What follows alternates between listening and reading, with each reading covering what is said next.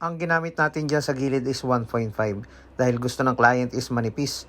Pero yung patilya niya, gusto niya yung naka-taper or tatanggalin saka sa may parting likod para mas matagal daw tumubo. Kung ganitong gusto ng customer, kailangan nating sundin yan.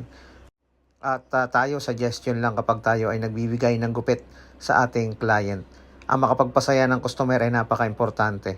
Ginagawa natin paghagod yan ng kasi motion at yung suklay natin nasa ibabaw bilang pang-suporta or pagtutulak ng buhok para hindi masyadong mapataas at maputol na agad natin yung nasa gitnang bahagi nito.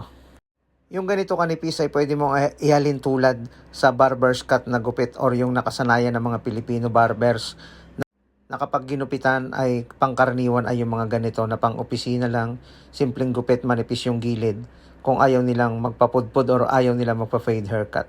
Siyempre kailangan nating i-overcome para matanggal yung biglang pagkanto ng kanyang buhok. Haircut tutorial ito para sa mga nag-uumpisang maggupit kung paano ginagawa.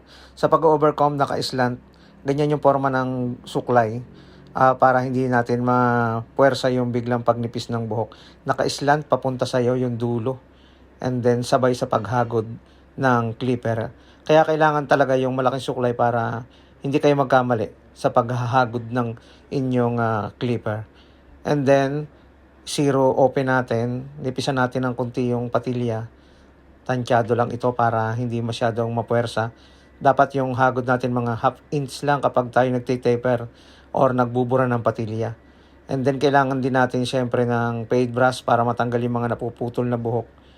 Pwede tayong gamitin natin ang ating clipper sa pagguhit kung basta sure lang natin na hindi ito masyadong nakalutang ang inner blade para iwas irritation sa balat. Sa likod naman, depende sa taas na sukat ng nipis na gusto ng client. Yung iba gusto mababa lang na low taper, yung iba gusto mid, mataas para mas matagal daw tumubo.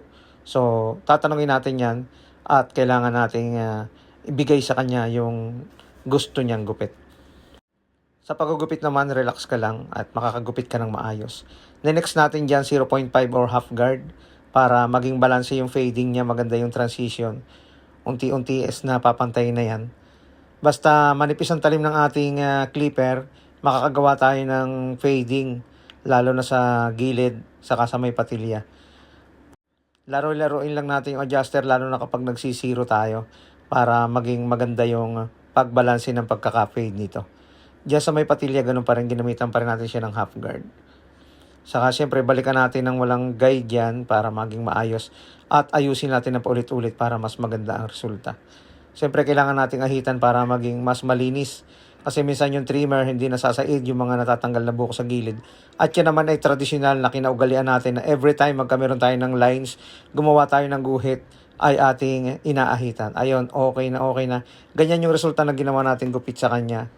Naka-pudpud yung gilid or naka-fading. Tapos yung pinakang likod ng tenga niya naka 1.5. Kaya kung gusto mong pumogi, magpagupit ka na ng tulad nito.